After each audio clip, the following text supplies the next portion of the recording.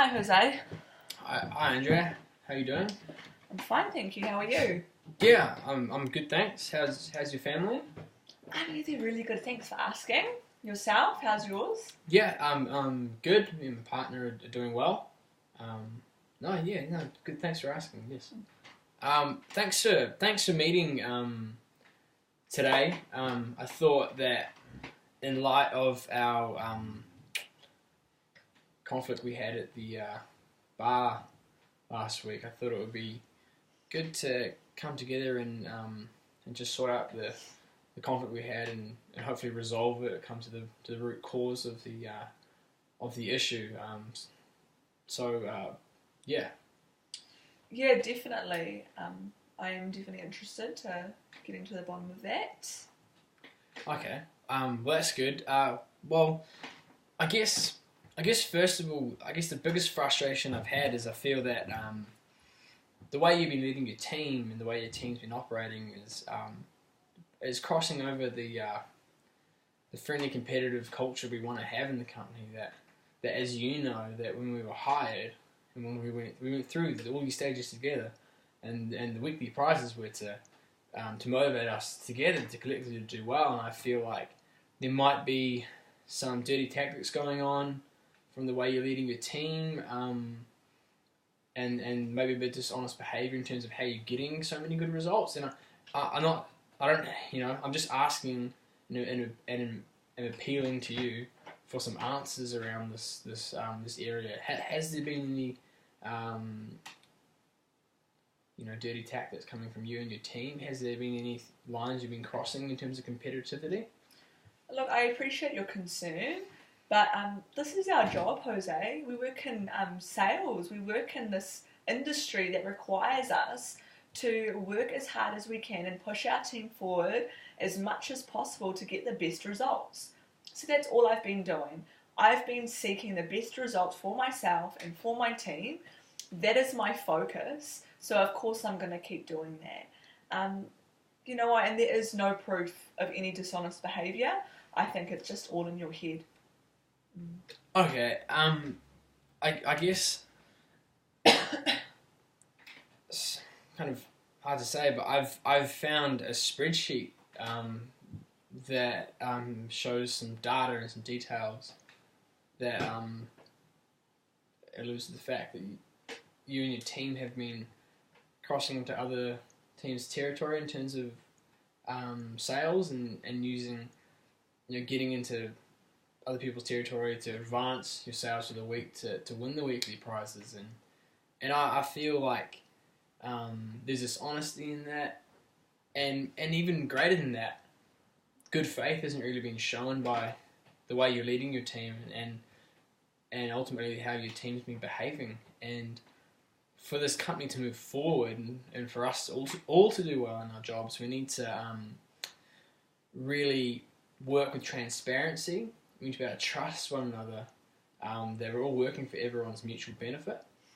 And I feel like if we continue down this road of dishonesty and deceitful behaviour, then the company's not going to grow, and eventually I myself, I can't lead my team properly at the moment because I'm stressed because it looks like we're not doing as well as your team, but the reality is that's quite a false illusion. And I just wanted to get your opinion, your thoughts about this issue. How can we come to an agreement where we can stop this behaviour for the benefit of everyone? Okay. You know what, Jose, I can see where you're coming from, and I do actually see your point. In retrospect, I probably have been leading my team with probably a bit of a selfish ambition. I've probably been far too focused on winning and the success and the money rather than considering the other teams or the company. I've just been far too focused to even notice or even think about or care how anyone else is doing. So, I can apologise for that, and I do want the company to do well. it's my job, this is where I work, and I don't want to make it a bad environment for anyone else. So I guess what I'm saying is I do hear where you're coming from, and I would like to find a resolution to see how we can all work together for the benefit of the company, with everyone's best interests in mind, to work in a way where all the teams do have an equal playing field and opportunity. So yeah, I can see where you're coming from, and I think I do agree that it'll be better off overall. Okay, great. I'm glad we've come to a realization of what's been going on, and I guess within that, another area where I feel like I've been treated unfairly is just how you mock my accent sometimes, when we're working, and even when we're having drinks, in the weekly prizes drawn, and we're at the bar and everything, and you always mock my accent, and for me, it feels like more than that. It feels like you're taking a dig at my culture, and maybe the way I work, and I'm not performing well because I'm from South America, or my opinion's not valid because I'm just an immigrant from South America. I'm not a New Zealander. I don't have citizenship, and I just feel like, for me, it puts a lot of stress on me, because it feels like I'm never going to meet the bar. And in my opinion, or my when I get asked to solve problems and I come up with suggestions, when they get turned down, people laugh at me because of me being South American. I feel like, oh, what's the point of even trying? And so I feel like when you do that, it kind of disadvantages me in the whole company, because people kind of get that same, they feel the same way. They think, oh yeah, it's just Jose from South America. Oh, what's he got to say? Nothing. He's got no good ideas. And then before I can even come up with something, they're laughing at my accent. You know. Can you see where I'm coming from, and how that might be frustrating for me? And it means that I have no confidence. My self-efficacy levels they're non-existent. I can't even lead my team properly at the moment, because I just feel like I'm being bullied. Can you see where that might affect me, or how it is affecting me? Man, I'm so sorry, Jose. I do. I can say that I probably have taken it a bit far with the mocking, and what I probably thought was just playful banter has actually been hurting you, and it was never my intention, and I'm really sorry. I'm really sorry that I've made you feel embarrassed or feeling belittled or inadequate. That's never been my intention, and so I am really sorry about that. And I can see how you would perceive it as bullying. And the last thing I want in this workplace is for any bullying to take place. So definitely I will stop mocking your accent, especially now that you've told me how it does hurt you. I think I was probably just unaware, and I assumed you didn't care, or I thought it was a way to kind of break any tension between us, but in the end it's just made things worse. So I'm really sorry.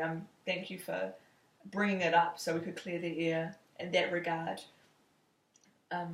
You know what, if you don't mind me mentioning as well, I have felt in other circumstances during work that you do sometimes tend to overreact over some situations. I do understand now that we've talked about it, that there is a lot of stress going on, and I acknowledge that. And sometimes when we're stressed, we do tend to get irritated far easier. But I just noticed that sometimes you do overreact over minor things sometimes. And maybe if in future we could agree to address issues in a professional manner.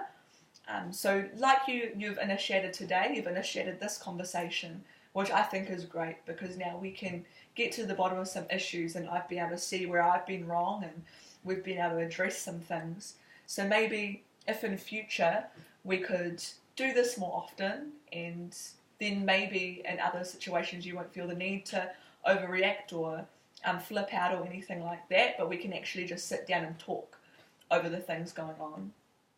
How does that sound with you? Yeah, I agree with you 100%.